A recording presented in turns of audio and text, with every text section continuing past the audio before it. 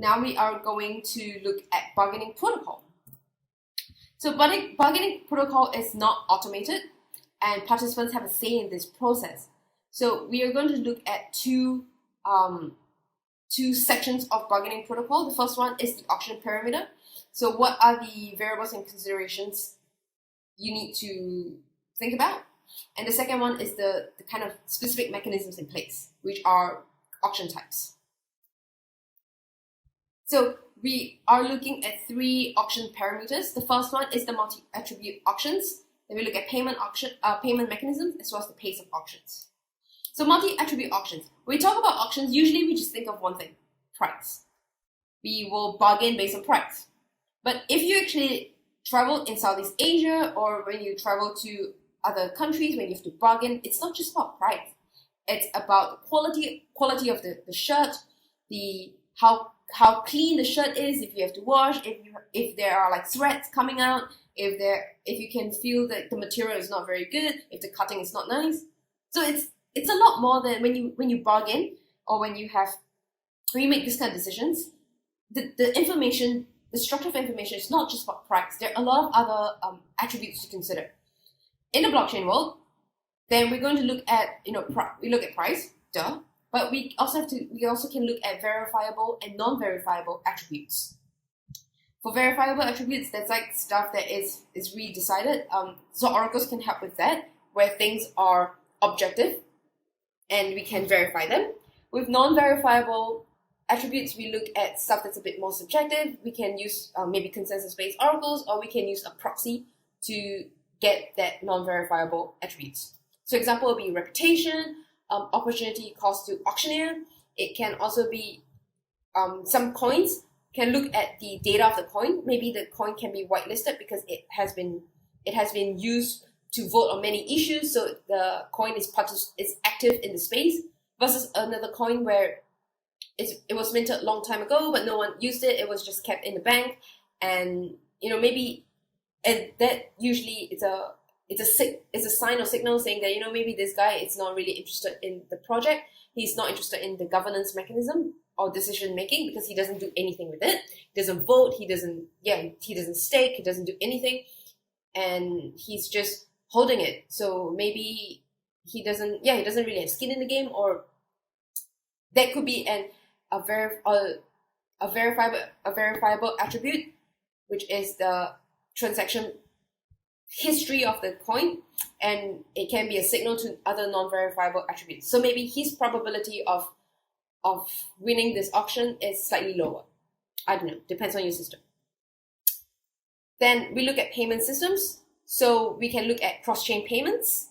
We can look at it being supported by exchange. It can be supported with fiat via exchange, or we can use collaterals as payments. So there are a lot of payment systems, payment mechanisms that you can consider. So cross-chain payments will be stuff like using Tron to make payments on Loom Network, supported by exchange. Loom Network actually works with Binance to support other currencies to make payments, because with the exchange is a liquidity market, so it can transact with a lot more currencies. Supported with fiat, so maybe there can be a barrier or a buffer between blockchain and the fiat world, and some system works, or you can use collaterals. Pace of auction. So pace of auction it affects safety and congestion that we talk about in market design, that pillar, because you want to make sure that there's enough time to validate a block. How long will the auction last? What kind of information? Because the longer the pace of auctions, the more information you'll be getting, the better you are at feeling safe about your decision. But if your auctions are like super long, then it affects congestion. So how do you want to balance that and looking at the pace of auctions? So those are the different parameters, and now we look at the different mechanisms available. The first one is fixed price auction. So the price is fixed by the system creator. You accept it or leave it. So there's no bargain. It's like going to Tesco, going to Walmart, buying your stuff. You either accept the price that it's been made in the supermarket, or you just leave. You go to somewhere else and buy your stuff. So this example in the crypto world is the prices on the prices of tokens on crypto exchanges, assuming that fixed price can be quite subjective also because different crypto exchanges have different prices, but in general, if we don't talk about crypto exchanges, we talk about exchanges in general, like big exchanges, prices are very, very, very similar or pretty much fixed. And if you assume that there is no volume manipulation, that's the market price that's the price set by market. So you either accept it or leave it. There is no bargaining with the exchange and say that, I want to get this price or that price. I mean, there are different prices for the amount of things you exchange because exchanges get a commission. But in general, the price is fixed. You either take it or leave it. The second thing is highest bidder price or highest price. So the person who bids the highest amount will be accepted. So this usually works in terms of transaction fees. So for transactions to happen, you have to pay transaction fees, at least in Bitcoin Bancroft's network. And how do we determine? There's so many transactions that needs to be validated, right? How do we know which one needs to be prioritized? And how can you bargain with the validator saying that, can you please validate mine? It's really important. You can't validate because in Bitcoin, you don't know who's the validator. But you can pay more in transaction fees. So in Bangkok, you can do that when you pay more in transaction fees and your transaction is being validated first before someone else with less transaction fees. So that's it. So everything is an evolution to previous option. So the first fixed price option is like the most basic one. And then now we say, okay, we allow for changes. We allow that people don't have to pay that price. People can bid for it, and then the highest bidder gets it.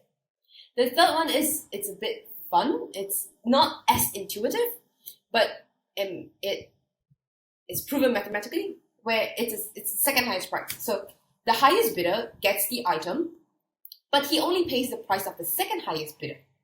So before that, the highest bidder bids it, wins it, pays the price.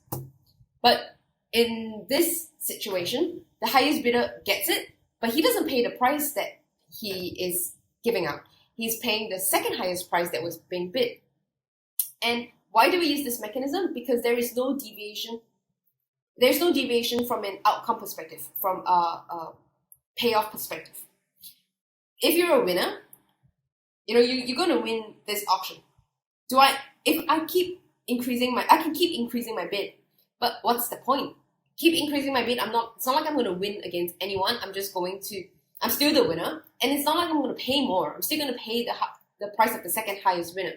So I will not increase my bid. I will just bid the amount that I value the item for. Now, will I decrease my bid? Sure, I could do that. So there are two outcomes to it. The first one, if I decrease my bid and I'm still higher than the second guy, then of course I win. I still get the stuff and I still pay the second highest. Or the other option is that I reduce my bid and I'm no longer the highest bidder. I lose my auction. Now, that's a bit silly, don't you think?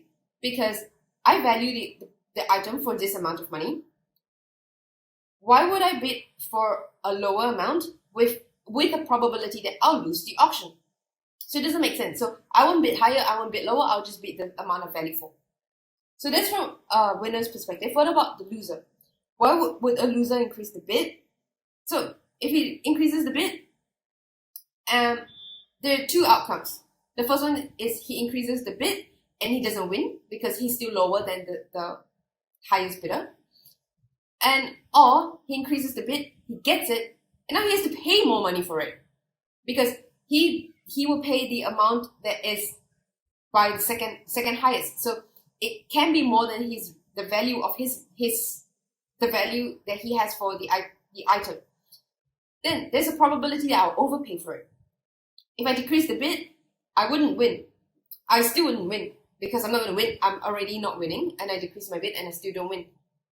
And so there is no incentive for the loser to increase or decrease the bid. So in the end, they would just bid the value that they have. So at the end of the day, second highest price is a good mechanism strategy because people will always bid the amount that they have, bid the correct valuation for it. So crypto world, you have Ethereum's name service domain using this kind of mechanism. Another, in the real world, you have Google Pay, Google Ads, Yahoo Ads, or people use Yahoo. All these online ads, internet marketing ads, they are being priced with using second highest price auction. So an evolution from that is the VCG auction. So VCG auction, before that we're only looking at price, right? How do we make sure that everyone bids the value that they have based on price? Now VCG auction looks at how can I choose the individual. So number 3, second highest price is that because everyone bids the value that they have, I will award the item to the person that has the highest value of the product. VCG is where I want to choose the person that maximizes the total social utility or social welfare of the network. And the social welfare part, we talked about it in the governance class, and it really depends on the objective of your ecosystem.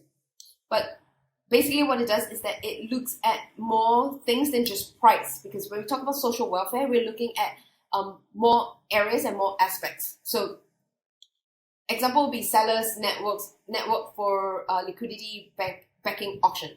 It's called LIBA. Instead of just looking at the amount of sellers token being staked, which is your price, it looks also by interest rates, amount of provision liquidity, and the past contributions to the ecosystem. So by looking at the past contribution to the ecosystem, you're also looking at the total social welfare of the system. Because if there's a lot of contributions to the ecosystem, obviously I want to pick this guy because this guy is increasing the social welfare. So it's just including more variables, and then how do you rate the importance of variables and then decide this person is the right person. And lastly, you have a reverse Dutch auction. So basically the prices drops as time goes. You start, instead of usual auctions is where you bid for something for $1 and then $2 and $3 and $4. With reverse auction, you start with the highest. So do you want to buy this for $100, $99, $98, and until the price that you want, you bid for it, and then you win. So the prices drops as time goes. And who uses this? Gnosis and Algorand use this when they first launched their ICO. That's like creative and good and nice. MakerDAO uses this in the part 2 of the liquidation process, when they are liquidating their assets, when they're liquidating the collaterals that they have. They use a reverse Dutch auction. Talk about that later. And yeah, we'll talk more about that later. And lastly, it's not really I guess it's an evolution in a way where anyone who participates has to pay. So it's equal because as long as you participate, you set the amount, you pay. So examples would be like betting and gambling. So Augur is a betting platform, and if you bet on it, you have to pay. Or some other TCR mechanisms, because when you stake your token, it's being staked and not being locked. It's a difference. With stake, you can lose it or you can earn more. With locked, it's just being kept away. Nothing is being done with it. It's just to avoid double spending. So all pay is that as long as you participate, you have to pay. And that sums up a good example of different bargaining protocols and projects using them.